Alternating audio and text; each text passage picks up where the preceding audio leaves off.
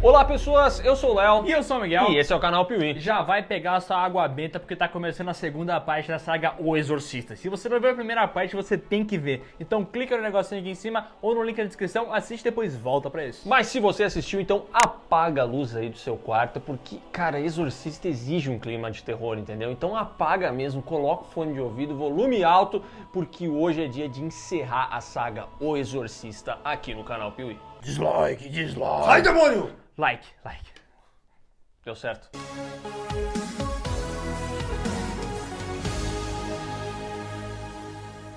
A saga O Exorcista, velho, tem conteúdo vai dar com pau. E é por isso que a gente fez um podcast especial sobre essa saga. E, cara, tem convidados especiais, o tema foi pesquisado, tá muito da hora, você tem que ouvir agora. Ó, não vai perder, hein? Não perde, corre agora mesmo, o link tá aqui na descrição. Vai lá ouvir. Após o lançamento de O Exorcista, William Blatty, o cara que escreveu o livro original, estava trabalhando num novo roteiro e ele ia chamar de Legião. E daí ele foi lá, chamou o William Friedkin e falou, mano, vamos junto nessa, vamos fazer esse filme aí que vai dar bom. Os caras trabalharam junto por um tempo, só que daí o William Friedkin deu o vazar e ele, cara, o projeto foi engavetado. Foda-se! A velha e boa divergência criativa, né? Os caras entraram numa treta, se separaram, e aí esse projeto, como o Miguel falou, foi engavetado, ele foi tirado da gaveta pelo William Blatty, que decidiu transformá-lo em um livro. E assim, em 1983, foi lançado o romance Legião, que virou um best-seller, cara. E aí, olha só, quando esse livro fez sucesso, aí o William Blatty, as produtoras, todo mundo falou assim, meu amigo, a gente teve o Exorcista 2 e deu uma cagada na imagem. Quem sabe a gente não tenta pegar o Legião e fazer um novo filme? E aí o Blatty falou, beleza. Só que esse filme foi chamado de Exorcista 3 porque, né, ele associava com o Exorcista, entendeu? E vende mais, né? Mas daí sabe quem adotou esse nome, Legião? Quem? O tal de Renato Russo. Lançado em 1990 e com direção e roteiro do William Peter Blatty. Excelente pronúncia. Não, peraí, ó. Britânico agora, tá? William Peter Blatty. Ficou muito bom, vai. O Exorcista 3, cara, acompanha a história agora do William Kinderman. É todo mundo William essa porra? É o William Kinderman, William Friedkin, William... Caralho, é só William. William Goodhart. Todo mundo é William. Caraca, mano, é uma teoria do William, hein? Teoria da conspiração. Acompanha o William Kinderman, aquele investigador lá do primeiro filme, e agora ele tá atrás de um cara que é um serial killer, velho. Pois é, vários crimes estão acontecendo, já teve criança assassinada, já teve padre assassinado, e esses crimes carregam traços muito parecidos. E aí eles fazem o Kinderman lembrar de um assassino conhecido como o assassino de gêmeos, James Venomou. Só que tem um problema, cara, esse cara, ele foi executado 17 anos atrás, exatamente na mesma noite em que a Regan foi exorcizada. Então, teoricamente, não teria como ser ele. Mas a gente sabe que não é bem assim que a coisa funciona. Isso é coisa do Satanás? A investigação leva o Kinderman até um hospital psiquiátrico e lá ele encontra um paciente que tá há 17 anos e ele foi encontrado com amnésia. E sabe quem que é esse paciente, Léo? Quem? Damon Karras. It's a wonderful life. O padre que tinha caído lá da janela, ele não morreu, cara. Ele tá vivo, mas como é que isso é possível? Cara, a explicação para isso é simples. O Pazuzu entrou no corpo do Karras, ele se jogou pela janela e teoricamente ele teria morrido. No entanto, o Pazuzu usou poderes sobrenaturais para conseguir trazer o Karras de volta à vida. Só que ele não trouxe simplesmente o Karras de volta à vida. Ele trouxe e usou aquele corpo como hospedeiro da alma do assassino de gêmeos. Então, quer dizer, o padre Karras está ali dentro. Mas ele tá basicamente assistindo de camarote o James Venomou, o assassino de gêmeos, possuir outros membros lá do hospital psiquiátrico, outros pacientes, outras enfermeiras e sair cometendo assassinatos por aí. Nossa, ou seja, o corpo do Damon Karras está alocando 3 seres diferentes. O Damon Karras lá presinho, daí tem o Pazuzu e tem o assassino ainda. Caraca. Tudo isso? Mas o curioso é que quando o Kinderman tá conversando com o Karras, de boa, ele tá com aquela aparência do Karras mesmo, um pouco mais velho, óbvio. Que às vezes ele é o Karras, né? Mas ele pega e muda, cara. Ele fica com aquela aparência do ator Brad Dourif, o cara que fez a voz do Chuck e tal. E, mano, eu gosto da atuação desse Brad, porque ele manda muito bem, a voz dele é foda. Só acho meio estranho ele mudar de aparência, entendeu? Eu entendo, interpreto que é uma parada mais da cabeça do Kinderman, entendeu? E que isso não acontece literalmente dele mudar de rosto. A ideia dele mudar de aparência é muito ruim, apesar da atuação do Brad Dourif ser muito legal e ele tem uns diálogos legais com o investigador que também é muito bem interpretado. Nossa, a voz dele é sensacional, ele tem uns monólogos, sério, tem uns diálogos que são muito bons pra um filme de terror, sabe? São muito bons mesmo. Incidentally, did you know that you are talking to an artist? E aí, essa parada dele mudar de aparência não é da hora, mas isso me lembra que o William Peter Blatty, quando ele escreveu isso aqui, o Legião, não era pra ser o Karras aqui, não era pra ser ele no filme, entendeu? Era pra ser o assassino de gêmeos e ponto. Sim. E aí, a galera da produção falou assim, não, vamos conectar com o Exorcista. E aí botaram o Karras aqui, e claramente ele tá perdido. Tá perdido porque não faz sentido, que nem eu falei antes, nossa, a alma do Karras, o corpo do Karras junto com a alma do Pazuzu, junto com a alma do assassino, entendeu? Daí começa a anexar um monte de coisa e fica meio bobo. No, I am not! I'm alive! O que tá acontecendo aí? Não tô entendendo nada. E esse filme aqui tem bons personagens, porque esse Kinderman mudou o ator, porque o ator faleceu lá, o Kinderman original faleceu em 75, tiveram que mudar pra esse filme aqui, né? E chamaram o George Scott, que já fez aquele filme do General Patton, tá ligado? E cara, esse ator é muito bom. Ele é muito bom. Ele é bom, o Brad Dourif é bom, as atuações são boas nesse filme. Funciona. Tá bom. E o Kinderman aqui, ele enfrenta de novo aquele dilema. Ele é um homem que não tem fé, ele não acredita naquilo ali. Essa história da possessão e tal não convence ele. Ele quer entender melhor o que está acontecendo, entendeu? E isso acaba motivando o assassino de gêmeos a fazer mais vítimas. Então assim, não acredita? Então você vai ver. Aí ele mata padre, mata paciente e mata inclusive uma enfermeira do hospital psiquiátrico na cena mais famosa de todo esse filme, que é um jump scare tido como um dos melhores jump scares já feitos, né?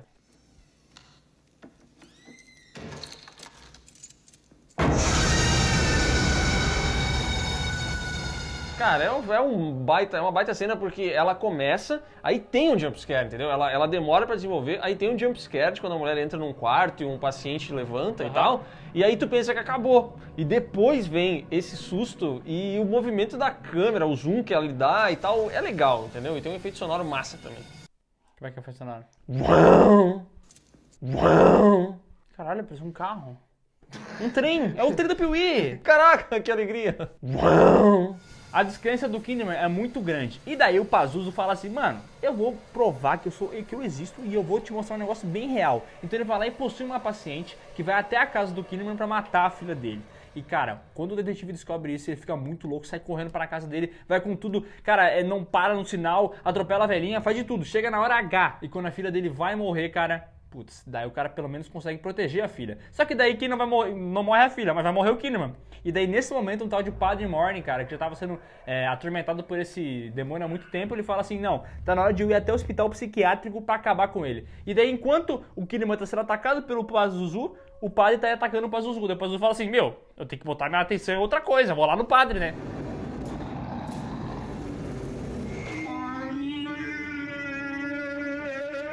Vou ter que deixar o Kinderman em paz? Merda! Tô triste, não tô feliz. O Kinderman então retorna para o hospital psiquiátrico e descobre que o Padre Morning não conseguiu exorcizar o Padre Karras. Ele levou uma coça. Ele levou uma camaçada de pau, ele tá caído no chão, ele tá sem um pedaço da cabeça, a situação tá feia. E aí quando o Kinderman vê o quão feia tá a situação, e agora ele acredita, agora ele sentiu água, bateu na bunda, ele sabe que aquilo ali tem treta do capiroto. Ele pensa assim, quer saber? Eu vou matar o Karras, eu vou dar um tiro nele, porque aí ele vai se libertar, vai parar de sofrer e o diabo vai vazar daqui. Na hora que ele vai puxar a arma, cara, o Pazuzu é forte, né, mano? Consegue segurar e impede que o detetive mate o cara. E daí começa uma treta com raio, com maquiagem, e essa cena final é da hora, velho. Essa cena é da hora e ela não estava no roteiro original, porque esse filme aqui não era pra ter exorcismo nenhum. Aí o pessoal falou, porra, como assim? Filme de exorcista não tem exorcismo? Tem que ter!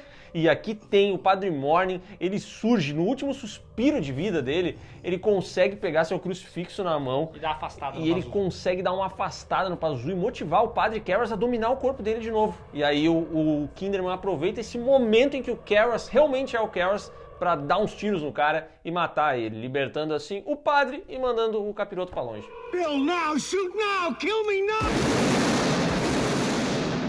Tadinho do Morning, sem pele. Ai, que dor! Ai, ai, ai. A manhã seguinte do Padre Morning não foi nada boa. Nossa, tá querendo correr atrás de mim, né? O Exorcista 3 custou 10 milhões e gerou 40 milhões. Então fez um dinheirinho até aqui ok, né? Só que as críticas foram mistas, porque o pessoal achou o filme bom, só que, cara, tem vários personagens ali que estão muito mal aproveitados. Esse Padre Morning caiu de paraquedas do filme, né, velho? Nossa, o Padre Morning surge do nada, o Karras também tá perdido, a família do Kinderman, ela aparece nos primeiros 5 minutos e depois nos últimos 5 minutos de filme. Mas esse filme aqui, cara, consegue retomar muito bem aquele tom de profanidade do primeiro, tá ligado? Esse negócio meio nihilista que o mundo tá acabando e que nada que o Kinderman possa fazer vai impedir o Pazuzu. Isso eu acho muito da hora, tá ligado? Porque realmente dá um medinho. E esse jumpscare que também tem no filme, tem outras cenas que dão um sustinho, contribuem pra isso, sabe? Esse filme aqui, quando ele foi lançado, ele não agradou muitas pessoas, porque ele não é parecido com o filme original. Isso aqui é um filme que ele tem sim um terror, mas ele é um whodunit, tem que saber quem é que tá matando, tem investigação. Ele é mais policial também, né? Ele tem essa pegada policial, então ele não agradou as pessoas. Mas com o passar dos anos, assim, todo mundo começou a olhar pra ele como um filme subestimado. E eu vou dizer, tá, esse filme aqui eu acho bem legal. Eu gosto desse filme de verdade. Eu e o Léo assistimos o filme juntos sempre, a gente já falou isso várias vezes aqui. E, cara, depois de ter visto o 2, tanto ele quanto eu ficamos assim completamente... Não, o terceiro vai ser mais uma merda e tal. Mas depois que a gente viu, realmente é uma novidade, tipo assim, é uma surpresa boa, tá ligado? Porque eu nunca tinha visto esse filme, a gente viu pra gravar o vídeo, e eu, cara, falei, é um bom filme. É que depois que você assiste o Exorcista 2, você para, você desiste de assistir qualquer outra coisa, entendeu? Mas esse filme aqui é da hora, e se você nunca assistiu, fica a recomendação aqui, vai lá ver. Eu só não posso me infartar! É o seguinte, a gente acabou de ver um filme que a gente considera bom e tal, só que o destino vai machucar a gente. Porque lá nos anos 2000, depois que teve o relançamento do filme original, o pessoal tava animado, falou, vamos aproveitar esse hype pra fazer mais um filme, e dessa vez vamos fazer um prequel, pra contar a história anterior de como o nosso querido padre exorcizou aquele primeira pessoa que tinha um Pazuzu. Sim, toda aquela história da África, do Padre Merrin, vamos pegar isso aí, vamos contar essa história. Aí os caras chamaram o diretor Paul Schrader, passaram por ele um roteiro e falaram, meu amigo, vamos fazer esse filme aqui. O cara foi lá, gravou, editou, entregou a primeira versão para aprovação do estúdio e os caras falaram, tá uma merda. Ficou uma merda. Eles odiaram tanto que eles demitiram o Paul Schrader e contrataram outro cara, o Rennie Harlin, para fazer o mesmo filme com um roteiro praticamente igual, com vários atores iguais, mas só com pequenas mudanças, entendeu? É bizarra essa história. Dizem, não, vamos fazer assim que vai ficar bom. E foi assim que a gente teve 2 prequels de O Exorcista que basicamente são o mesmo filme. Mas um é bem cagado e o outro é só cagado. Boa definição. A primeira versão é Exorcista, o início, lançado em 2004. A segunda versão é Dominion, a prequel to Exorcist, que foi lançado em 2005. E tipo, como a gente falou, é o mesmo filme, então nós vamos ter que fazer um bem bolado pra explicar os dois, porque basicamente a história é a mesma, né? Infelizmente a gente teve que assistir os 2 filmes, tá? Mas é uma coisa que não faz sentido em lugar nenhum. Não indico. No enredo de ambos os filmes, o Padre Merrin retorna da Segunda Guerra completamente traumatizado, porque ele foi obrigado a participar de execuções e a ver coisas que ele não gostaria de ter visto por lá. Faziam ele escolher quem quer morrer. Tipo a escolha de Sofia, tá ligado? Fizeram a escolha de Merrin. You give me 10 of them, or I will kill them all. Men, women and children. Caraca, que belo paralelo. E o Merrin, depois disso, acabou perdendo a sua fé. Então, foi aí nesse momento que ele começou a se dedicar à arqueologia. Cara, mas eu vou dizer uma coisa, uma característica de todos os filmes é ninguém ter fé, né? Sempre tem. Carlos não tem fé. Kinderman não tem fé. Padre no Exorcista não tem fé. Não. Ele tem que passar alguma vez por algum momento que ele vai perder a fé. E o Padre Merrin passou por isso, se tornou um arqueólogo e é justamente numa dessas missões arqueológicas dele que ele acaba indo parar em um pequeno vilarejo na África, onde existe uma história bizarra de uma igreja que foi encontrada enterrada. Só que quando eles chegam nessa igreja, cara, ela parece muito diferente das igrejas normais, porque tem uns negócios meio que louvando a Saint Michael, que eles falam, uns bagulho meio de matar seus inimigos e também de fazer oferendas e de, cara, sacrifício de pessoas. Ih, rapaz. Até aqui os filmes são praticamente a mesma coisa, muda muito pouco, uma questão de ano entre um e outro, a questão de que O Exorcista, o início, é um filme mais expositivo, então o Padre Merrin deixa claro que ele está indo atrás de artefatos relacionados ao Pazuzu, e ponto final, ele está indo lá para isso. Mas as mudanças começam a partir do momento que essa galera entra na igreja e começa a investigar isso mais a fundo. Em Exorcista 1, no início, fica claro que essa igreja foi construída onde Lúcifer caiu, o próprio Satanás, cara. Caiu ali, fizeram uma igreja em volta e tal, e rolou uma treta muitos anos atrás, quando os padres foram investigar, rolou uma matança, todo mundo ficou muito doido, e isso aí tá meio apagado pela história. Só que agora, velho, começou um lance muito louco, porque depois que eles investigaram essa igreja aí, começou a dar umas possessão meio estranha. Primeiro foi numa hiena, as hienas ficaram loucas, começaram a ficar muito doidas. Perdidaça no roteiro, perdidaça. CGI, meu Deus.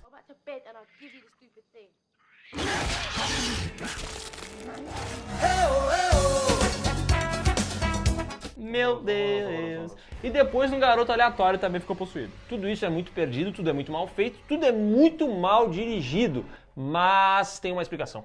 Quer dizer, não tem uma explicação para ser tudo mal feito, mas tem uma explicação para esses acontecimentos, que eles estão ali para mascarar a verdadeira possessão. A gente fica achando que é o garoto aleatório, que é a hiena, mas não é. É uma médica, a doutora Sarah, que é o interesse amoroso do Merrin. Porque aqui o Merrin, ele pega a gente, entendeu? Indiana Jones aqui. Aqui ele tá Indiana Jones, aqui tem pegação, e na real não é o garoto não, é a Sarah que tá com o capiroto. E daí, cara, depois que a história avança... Começa uma guerra, porque os locais não veem com bons olhos a religião e a igreja. O catolicismo, entendeu? Porque tem uma igreja lá que não faz parte da religião deles, que eles não conhecem. Aí começa a chegar padre dessa mesma religião, começa a chegar gente, os britânicos, e dá um monte de merda. E aí eles ficam assim, meu, vocês são o diabo. É, e daí eles querem parar o diabo. Daí dá uma batalha lá no meio do filme, que é entre aquela tribo que mora lá, os locais, e os britânicos. Mas isso não importa. Não interessa pra você, palhaço. O que importa é que o Merrin vai até aquela igreja, e quando ele chega lá, cara, ele encontra a garota possuída.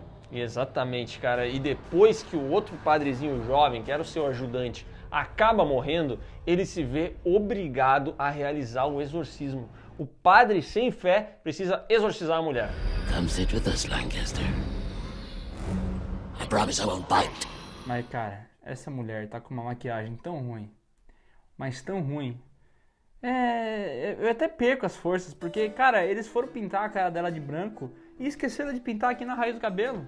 Tu vê a cabeça dela normal e aqui uma tinta branca embaixo, parece o Coringa. Sabe o que é mais triste?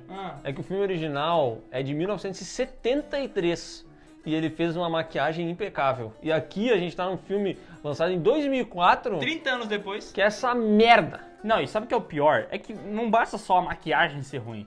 Ainda tem CG nos movimentos dela, velho. Quando ela cai da cruz, lembra? É horrível, é horrível. O Padre Merrin consegue exorcizar a Sarah e então ele sai dessa misteriosa igreja com o garoto que a gente passou o filme inteiro achando que estava possuído. Ou seja, a história se repetiu. Assim como já havia acontecido no passado, que várias pessoas haviam ido investigar e tinha gerado um monte de morte e tudo mais, aconteceu a mesma coisa. O padre foi lá investigar, gerou um monte de morte e ele saiu, mas agora com a fé recuperada. E termina ele andando com a roupinha de padre dele de novo. Exorcista 1 no início foi um fracasso de bilheteria e as críticas foram muito negativas e é porque o filme é uma bosta, cara. Esse filme aqui é o filme mais genérico que eu acho que eu já vi na minha vida, cara. Esse filme é horroroso, ele tá cheio de jumpscares baratos, assim, ele é mega formulaico, ele tenta ser um filminho de terror e ele não consegue, ele é muito ruim, ele é mal dirigido, o roteiro é ruim, a produção é ruim. Cara, é mais um filme da franquia O Exorcista onde nada se salva. Talvez a atuação do Skarsgård como Merrin é ok também. Mas ele também poderia ser o Indiana Jones, né? Poderia ser o Indiana Jones. Então, não é uma bosta, não tem nada então. Eita porra! Na verdade, ele tem uma qualidade que é ser Exorcista o início e não Dominion. A prequel to The Exorcist. E esse nome complica, né? É, porque em português é Domínio, a prequela do Exorcista. Não dá, né? Prequela? Não. Em Dominion, a trama gira em torno de um tal menino chamado Cheche, que ele tá com uma deformidade, tá todo zoado, e também lá, nesse lugar onde ele vive, tem uma doutora chamada Rachel. E daí a Rachel e o Merrin começam a operar milagrosamente a vida desse garoto. E ele começa a se recuperar muito rápido. É um milagre. É uma cirurgia que simplesmente demoraria muito mais tempo pra gerar resultados pro Cheche, mas ele se recupera e aí o outro... Mas sabe por quê, né? Por quê? Porque quando eles estavam operando, começou milagre Lima e você... Sabe que às vezes eu penso, será que é o diabo que tá aqui nesse canal e tá fazendo isso comigo? A pior é o Pazuzu. Será que tá possuído? Agora eu sou o Pato Donald! Agora eu sou o Pato Donald! Só pode ser possessão, não tem outra explicação pra isso. Sai daqui, seu demônio, morre! A recuperação rápida faz o Padre Francis, que é o padre mais jovem que foi até lá junto com o Mary, suspeitar que esse garoto seja um milagre, que seja uma coisa divina. Só que, na verdade, com o passar do tempo, ele descobre que não é nada disso, ele é o capiroto. E aí o Padre Francis diz assim, vamos batizar essa criança na igreja que estava enterrada, que daí a gente, entendeu? Só pra garantir, se a gente batizar ele, quando vê, ele fica livre. E aí é nesse momento, na hora do batismo, que o Cheche vira o capiroto, vira uma forma andrógena considerada o ser perfeito. Por um demônio que não tem noção nenhuma de perfeição. Que coisa horrorosa! Sai daí, Olha que coisa horrorosa! Eu vou parar de filmar que tá tudo errado! E cara, se os efeitos especiais do outro filme eram ruins, os desses aqui são de chorar. São de chorar. Eles são ruins a ponto de estragar uma experiência. E isso acontece, cara, porque a Morgan Creek, a produtora do filme, fez o seguinte. Chegou pro diretor do primeiro filme e falou, mano, sabe essa versão que a gente gavetou? Lança ela agora porque a gente não tem nada. A gente já gastou dinheiro pra fazer essa merda, então vamos lançar direto pra home video e ver o que dá. Não tem nada a perder mesmo, né? Vamos lançar. E daí deram pra ele $35 mil, uma chupeta e um guaraná. Falando, faz o filme aí. E daí ele teve que rebolar pra conseguir terminar o filme com essa grana, com essa merreca. E daí, cara, tem uma cena de umas vacas comendo uma hiena que, cara... É bizarro, cara. Os efeitos especiais desse filme são os mesmos efeitos que o cara enviou para aprovação do estúdio. Eles não foram finalizados. E é por isso que eles são tão ruins.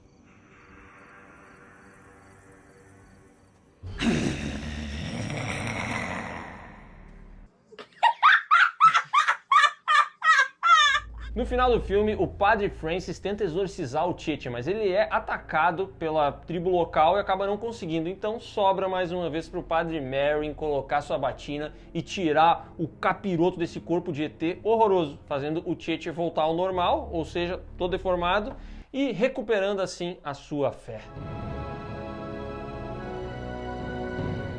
Domínio foi mais um fracasso comercial e as críticas foram negativas também, apesar de terem sido um pouquinho melhores que no filme anterior. Porque de fato esse aqui não é, tipo assim, ele é um lixo, tá? Um lixo.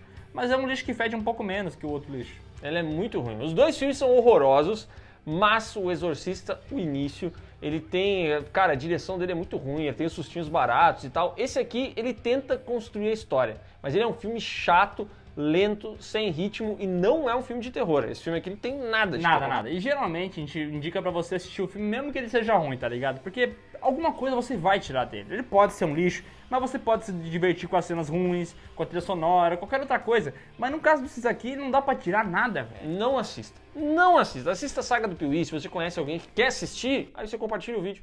Boa!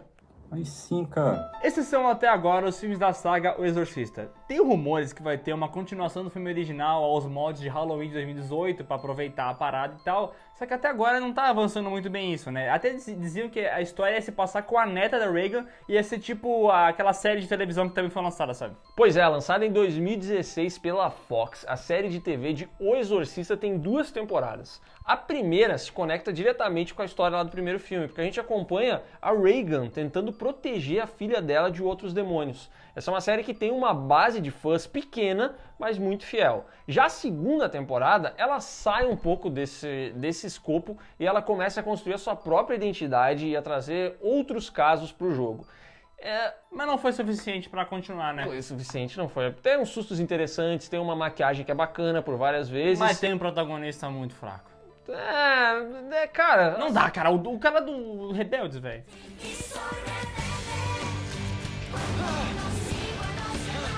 Não dá, não é muito legal, tá? Assim, é uma coisa que se a gente não tivesse que fazer a saga, assistiria?